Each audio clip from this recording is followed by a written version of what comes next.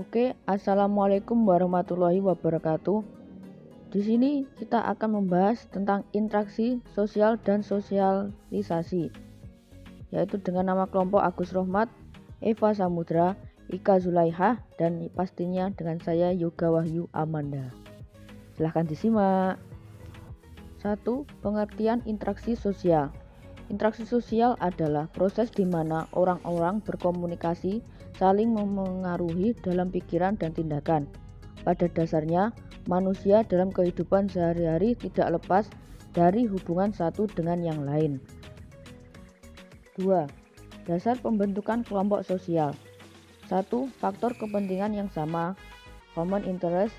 Adanya kepentingan yang sama dapat mendorong sekelompok orang untuk membentuk sebuah kelompok sosial. Dan 2. Faktor daerah dan keturunan yang sama, common ancestry. Keturunan yang sama sejak zaman dahulu merupakan dasar persatuan dan tali persaudaraan yang terkuat bagi umat Islam. 3. Faktor geografis. Adanya jarak yang dekat menjadikan individu-individu dapat saling bertemu, melakukan kontak fisik, dan mengadakan interaksi sosial sehingga tercipta sebuah kelompok sosial. 4. Faktor daerah asal yang sama. Kesamaan daerah asal terkadang dipakai sebagai dasar sebuah kelompok sosial. Hal ini seringkali terjadi apabila individu-individu tersebut hidup di daerah perantauan, merasa memiliki budaya yang sama, cara berpikir, serta memiliki pola kerja yang sama. Akhirnya, individu-individu tersebut membentuk kelompok sosial. 3. Proses pembentukan kelompok sosial.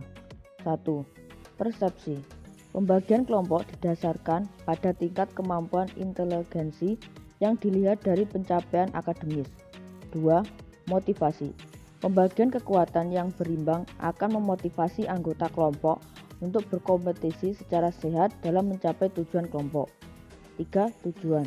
Terbentuknya kelompok karena memiliki tujuan untuk dapat menyelesaikan tugas-tugas kelompok atau individu. 4. Organisasi. Pengorganisasian dilakukan untuk mempermudah koordinasi dan proses kegiatan kelompok. 5. Interaksi.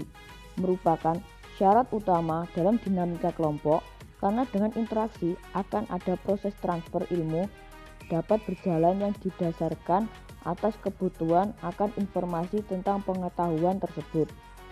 4. Teori identitas sosial dan teori identitas kelompok. A. Teori identitas sosial. Social identity adalah bagian dari konsep diri seseorang yang berasal dari pengetahuan atas keanggotaannya dalam suatu kelompok sosial tertentu, yang di dalamnya disertai dengan nilai-nilai emosi, tingkat keterlibatan, rasa peduli, dan juga rasa bangga terhadap keanggotaannya dalam kelompok tersebut. B. Teori identitas kelompok. Menurut teori identitas kelompok, suatu kelompok dibentuk oleh adanya kesamaan atau kecocokan antara anggota kelompok tersebut. Terbentuknya suatu kelompok sosial dalam masyarakat merupakan sudah menjadi kebutuhan individu itu sendiri, karena pada hakikatnya manusia adalah makhluk sosial yang tidak dapat hidup sendiri tanpa adanya bantuan dari manusia lain. 5. Pembentukan norma kelompok. Perilaku kelompok, sebagaimana semua perilaku sosial, sangat dipengaruhi oleh norma-norma yang berlaku dalam kelompok itu. Setiap kelompok memiliki suatu pandangan tentang perilaku mana yang dianggap pantas untuk dijalankan para anggotanya, dan norma-norma ini mengarahkan interaksi kelompok. Norma muncul melalui proses interaksi di antara anggota kelompok. Pada saat seorang berperilaku tentu, pihak lain yang akan menilai kepantasan atau ketidakpantasan perilaku tersebut, atau menyarankan perilaku alternatif, contohnya langsung atau tidak langsung. Norma terbentuk dari proses akumulatif interaksi kelompok. Jadi, ketika seseorang masuk ke dalam sebuah kelompok, perlahan-lahan akan terbentuk norma, yaitu norma kelompok. Oke, segitu dulu presentasi dari kami.